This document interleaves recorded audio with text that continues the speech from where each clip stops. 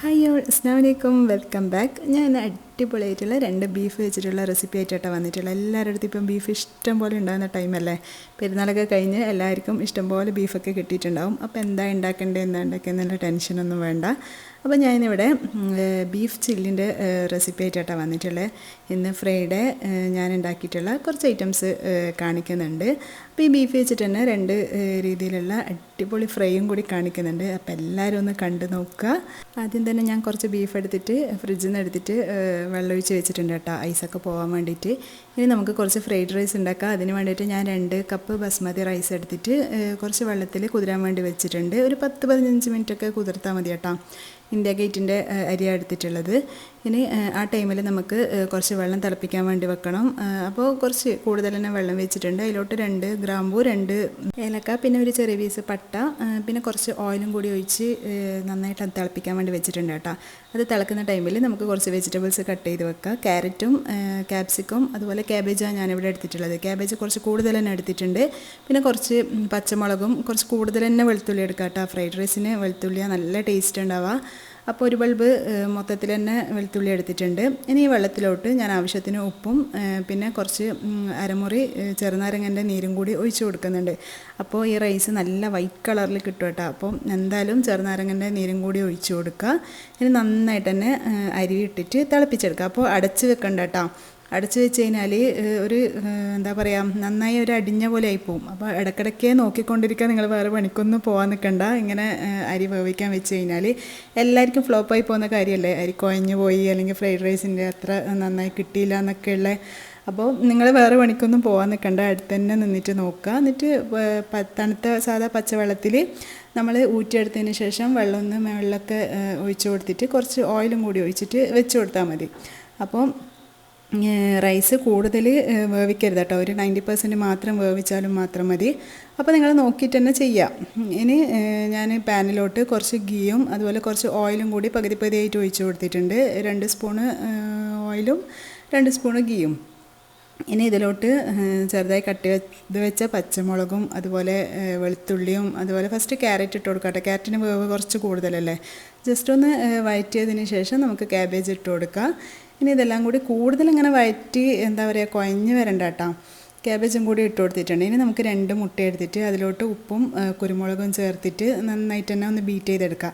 എന്നിട്ട് ഈ വെജിറ്റബിൾസൊക്കെ ഒന്ന് സൈഡോട്ടാക്കിയിട്ട് ഇതിൽ ഓയിൽ ഒഴിച്ചിട്ട് ഇതിൽ നിന്ന് എന്താ പറയുക, മുട്ട നമ്മൾ ചിക്കി എടുക്കൂലേ, ഇത് നിങ്ങൾക്ക് വേണമെങ്കിൽ വേറൊരു പാനിൽ ഓംലേറ്റ് പോലെ അങ്ങനെ ആക്കിയിട്ട് എടുക്കുക. പക്ഷേ കൂടുതൽ പാത്രങ്ങളൊന്നും എടുക്കണ്ടല്ലോ, അതുകൊണ്ട് ഞാൻ ഈ ഒന്നിൽ തന്നെ ആക്കുന്നുണ്ട്. അപ്പോൾ കുറച്ചൊന്ന് വെന്ത് കഴിഞ്ഞാൽ മാത്രം ഇങ്ങനെ ഒന്ന് ഇളക്കി കൊടുത്താൽ മതി കേട്ടോ. അല്ലെങ്കിൽ എന്താ പറയുക, പൊടി പോലെ ആയിപ്പോവും. ഈ മുട്ടൻ്റെ പീസൊന്നും കാണൂല. അപ്പോൾ കുറച്ചൊന്ന് വെന്തതിന് ശേഷം മാത്രം ഇങ്ങനെ ഒന്ന് ചിക്കി എടുക്കാം കേട്ടോ. അതെ, അപ്പോൾ ഇങ്ങനെ ചെറിയൊരു പീസായിട്ട് തന്നെ നിങ്ങൾക്ക് കിട്ടും. ഇനി ഇതിലോട്ട് ക്യാപ്സിക്കം ചേർത്ത് കൊടുക്കുക. ക്യാപ്സിക്കം ഫസ്റ്റ് ചേർക്കേണ്ട കേട്ടോ, പെട്ടെന്ന് അടിഞ്ഞു പോകുന്ന സംഭവമല്ലേ. ഇനി ഇതിന് ഈ മസാലയ്ക്ക് ആവശ്യമായിട്ടുള്ള ഉപ്പ് ചേർത്ത് കൊടുക്കുക. പിന്നെ 1 ടീസ്പൂൺ നിറച്ച് കുരുമുളക് കൂടി ചേർത്ത് കൊടുക്കുക. അതൊക്കെ നിങ്ങളുടെ ഇഷ്ടത്തിനനുസരിച്ചിട്ട് എരിവൊക്കെ നോക്കിയിട്ട് ചെയ്യുക. പിന്നെ 1 ടേബിൾ സ്പൂൺ നിറച്ച് സോയാ സോസ് ചേർത്ത് കൊടുക്കുക. സോയാ സോസിൻ്റെ ടേസ്റ്റ് ഇഷ്ടമാണെങ്കിൽ ഒരു 1.5 സ്പൂണ് 2 ടേബിൾ സ്പൂണൊക്കെ ചേർക്കാം കേട്ടോ. നല്ല ടേസ്റ്റ് ഉണ്ടാവും. അപ്പോൾ ഞാൻ 1 ടേബിൾ സ്പൂൺ മാത്രമേ ചേർത്ത് കൊടുത്തിട്ടുള്ളൂ. അപ്പോൾ നമ്മൾ റൈസ് കണ്ടോ നല്ല അടിപൊളിയായിട്ട് തന്നെ വന്നിട്ടില്ലേ. കൂടുതൽ അങ്ങനെ വെന്ത് പോവാണ്ട് ഇതേപോലെ നല്ല വൈറ്റിൽ തന്നെ നമുക്ക് കിട്ടും കേട്ടോ, ഈ ചെറുനാരങ്ങ നീരൊക്കെ ഒഴിച്ചിട്ട് ചെയ്ത് കഴിഞ്ഞാൽ. അപ്പോൾ നിങ്ങൾ റൈസ് ചെയ്യുമ്പോൾ നമ്മൾ അടുത്ത് തന്നെ മറ്റുള്ള പണിയൊക്കെ ചെയ്യുമ്പോഴും ഈ റൈസ് ഒന്ന് ശ്രദ്ധിച്ച് തന്നെ നിൽക്കുക കേട്ടോ. കാരണം പെട്ടെന്ന് എന്താ പറയുക, കുഴഞ്ഞു പോകുന്ന സംഭവമാണ്. അപ്പോൾ ഒരു പകുതി ഒരു 80% മാത്രം ഇത് വെന്താൽ മതി. ബാക്കി ഇതിൽ ഒരു 5-10 മിനിറ്റ് നമ്മളിങ്ങനെ വെജിറ്റബിൾസൊക്കെ ഒന്ന് മിക്സ് ചെയ്തിട്ട് ഒന്ന് ദം ചെയ്തെടുക്കണം കേട്ടോ. ഒരു എന്താ പറയുക, ഒരു 5-10 മിനിറ്റ് ചെറിയ ലോ ഫ്ലെയിമിലിട്ടിട്ട് നമുക്കൊന്ന് എന്താ അടച്ച് വെച്ച് കൊടുക്കണം. അപ്പോൾ ഇതിൻ്റെ മുകളിൽ ഞാൻ കുറച്ച് സ്പ്രിംഗ് ഓണിയനും കൂടി ഇട്ട് കൊടുത്തിട്ടുണ്ട്. ഇനി ഇത് അടച്ച് വെച്ചിട്ട് ഒരു 5-10 മിനിറ്റ് നമുക്കൊന്ന് ദം ചെയ്തെടുത്താൽ നമ്മുടെ അടിപൊളിയായിട്ടുള്ള ഫ്രൈഡ് റൈസ് ഇവിടെ റെഡി ആയിട്ടുണ്ട്. റെസ്റ്റോറൻറ്റിൽ നിന്ന് പോകണ്ട, അതേ ടേസ്റ്റ് തന്നെ നമുക്ക് വീട്ടിലുണ്ടാക്കാൻ പറ്റുന്നതേ ഉള്ളൂ. നിങ്ങൾക്ക് വേണമെങ്കിൽ ചിക്കൻ ചേർക്കണമെങ്കിൽ ചിക്കനും ചേർത്ത് കൊടുക്കട്ടോ, ഞാൻ ചേർത്ത് കൊടുത്തിട്ടില്ല. അപ്പോൾ ഞാൻ ബീഫൊക്കെ ഐസൊക്കെ അലിഞ്ഞ് വന്നിട്ടുണ്ട്. അപ്പോൾ ഇതുപോലെയുള്ള ഇറച്ചി പീസ് മാത്രം ഞാൻ വേറെ മാറ്റി വെച്ചതാട്ടോ സെപ്പറേറ്റ് ആയിട്ട്. അപ്പോൾ ഇങ്ങനെയുള്ള പീസ് തന്നെ എടുക്കുക, എല്ലില്ലാത്ത നല്ല ഇറച്ചി പീസ് മാത്രമായിട്ട് എടുക്കുക കേട്ടോ. എന്നാലേ നമുക്ക് നല്ല വൃത്തിക്ക് ഇത് ചെയ്യാൻ പറ്റുള്ളൂ. വൃത്തിക്കെന്നല്ല, നമുക്ക് ഒരു എന്താ പറയുക, ബീഫ് ചില്ലി എന്ന് പറയുമ്പോൾ നീളത്തിൽ കട്ട് ചെയ്തിട്ട് ചെയ്യേണ്ട സംഭവമല്ലേ.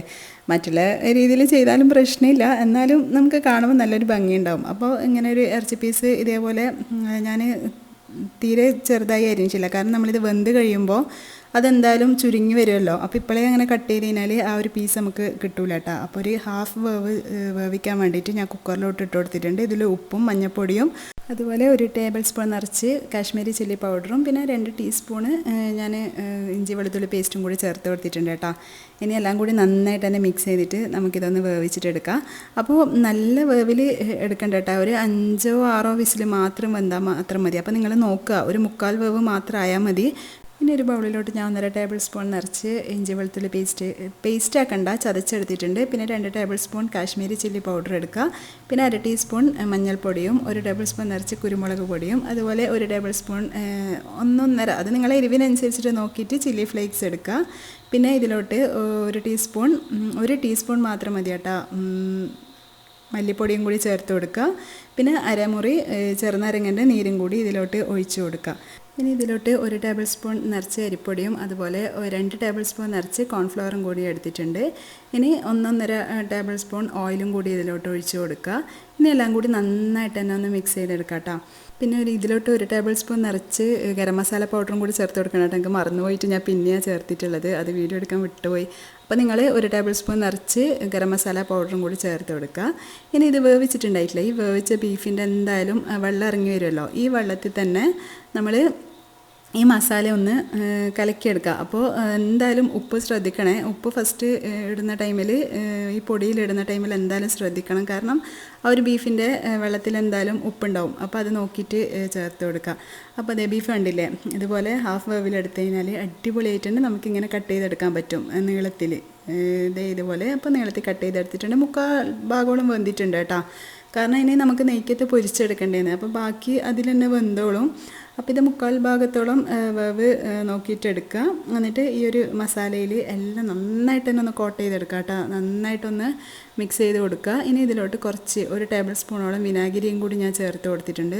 ഇനി എല്ലാം കൂടി നന്നായിട്ട് തന്നെ ഒന്ന് കൈവച്ചിട്ട് മിക്സ് ചെയ്തിട്ട് ഒരു 2 മണിക്കൂറെങ്കിലും ഫ്രിഡ്ജിൽ വെച്ചിട്ട് ഒന്ന് മാരിനേറ്റ് ചെയ്യാൻ വെക്കണം കേട്ടോ. എന്തായാലും 2 മണിക്കൂറെങ്കിലും വെക്കണം. അപ്പോൾ നന്നായിട്ട് ആ മസാലയൊക്കെ ബീഫിൽ പിടിച്ചിട്ട് നല്ലൊരു ടേസ്റ്റ് ഉണ്ടാവുക. ഇനി നമുക്ക് 2 മണിക്കൂറിന് ശേഷം ഞാൻ ഇതായി എടുത്തിട്ടുണ്ട്. അപ്പോൾ കൂടുതൽ കട്ടി വേണ്ട കേട്ടോ, കോട്ടിങ് കുറച്ച് ലൂസായിട്ട് തന്നെ ആക്കുക. അഥവാ കട്ടിയായി പോയിട്ടുണ്ടെങ്കിൽ കുറച്ച് വെള്ളമോ അല്ലെങ്കിൽ നേരത്തെ ബീഫ് നമ്മൾ വേവിച്ചിട്ടുണ്ടായിട്ടില്ല ആ ഒരു വെള്ളമോ ചേർത്തിട്ട് ഇതുപോലെ കുറച്ച് ലൂസിൽ തന്നെ ബാറ്റർ ഒന്ന് ആക്കിയെടുക്കാം കേട്ടോ, നന്നായി കട്ടിയാവരുത്. ഇനി ഇതേ പാൻ അടുപ്പിലോട്ട് വെച്ചിട്ട് അതിൽ കുറച്ച് കൂടുതൽ തന്നെ ഓയിൽ ഒഴിച്ച് കൊടുക്കുക, കാരണം നമ്മൾ ഡീപ്പ് ഫ്രൈ ചെയ്തെടുക്കാനുള്ളതാണ്. അപ്പോൾ നന്നായിട്ട് ഓയിൽ ചൂടായി വന്ന് കഴിഞ്ഞാൽ അങ്ങനെ തന്നെ ബീഫ് ഇട്ട് കൊടുക്കരുത്. പെട്ടെന്ന് നമ്മൾ മേലത്തെ കോട്ടിങ്ങൊക്കെ കരിഞ്ഞിട്ട് നമുക്ക് കുറച്ചും കൂടി വേവാനുള്ളതല്ലേ, ബീഫ് 3/4 ഭാഗമല്ലേ വെന്തിട്ടുള്ളൂ. അപ്പം നന്നായി ചൂടായി വന്ന് കഴിഞ്ഞാൽ ഒരു മീഡിയം ഫ്ലെയിമിൽ ഒക്കെ മാറ്റണം കേട്ടോ, കുറച്ച് കൊടുക്കുക തീ. എന്നിട്ട് വേണം ഇതൊന്ന് തിരിച്ചും മറിച്ചൊക്കെ ഇട്ടിട്ടൊന്ന് ഫ്രൈ ചെയ്തെടുക്കാൻ വേണ്ടിയിട്ട്. അപ്പോൾ നന്നായിട്ട് തന്നെ വെന്ത് കിട്ടും. അപ്പോൾ മനസ്സിലായില്ലേ, കൂടുതൽ അങ്ങനെ വലിയ ഹൈ ഫ്ലെയിമിൽ വെച്ചിട്ട് ഇത് ഫ്രൈ ചെയ്തെടുക്കരുത്. അപ്പോൾ നമ്മുടെ ബീഫൊക്കെ ഫ്രൈ ചെയ്തെടുത്തിട്ടുണ്ട്. ഇനി നമുക്ക് ഇതിലോട്ട് കുറച്ച് കറിവേപ്പിലയും അതുപോലെ 3-4 പച്ചമുളക് നടുവേ കയറിയിട്ട് അതും കൂടി ഈ എണ്ണയിലോട്ട് ഇട്ടിട്ട് ഒന്ന് പൊരിച്ചെടുക്കുക. അപ്പോഴും ഫ്ലെയിം നല്ല കുറച്ചിട്ടാണ് വെക്കാൻ വേണ്ടിയിട്ട്, അല്ലെങ്കിൽ പെട്ടെന്ന് കരിഞ്ഞോ, കൂടുതൽ കരിയാൻ പാടില്ല കേട്ടോ. ഇനി നമ്മളെ ചില്ലി ഫ്ലേക്സിൻ്റെ ആ ഒരു സംഭവങ്ങളൊക്കെ ഇല്ലേ, അതും കൂടി ഞാൻ ജസ്റ്റ് ഒന്ന് നെയ്യിൽ പൊരിച്ചെടുത്തിട്ടുണ്ട്, ചില്ലി ഫ്ലേക്സും കൂടി. ഇനി ഇതിൻ്റെ മുകളിലായിട്ട് ഇട്ട് കൊടുക്കുക. നല്ല ടേസ്റ്റാട്ടോ ഈ ഒരു ബീഫിന്.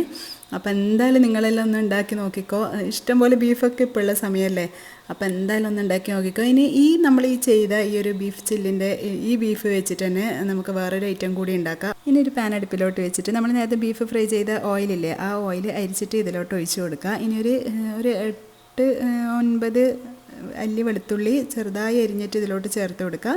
പിന്നെ ഒരു സവാള ഇതുപോലെ നമ്മൾ ചില്ലിക്കൊക്കെ മുറിക്കുന്നില്ലേ, നമ്മൾ ചിക്കൻ ചില്ലിയൊക്കെ ആക്കുമ്പോൾ അതേ ഒരു സ്ക്വയർ ടൈപ്പിൽ അങ്ങനെ കട്ട് ചെയ്തിട്ട് ഇതിലോട്ട് ഇട്ട് കൊടുക്കുക. പിന്നെ ഇതിലോട്ട് നമുക്ക് ചേർത്ത് കൊടുക്കേണ്ടത് ക്യാപ്സിക്കാണ്.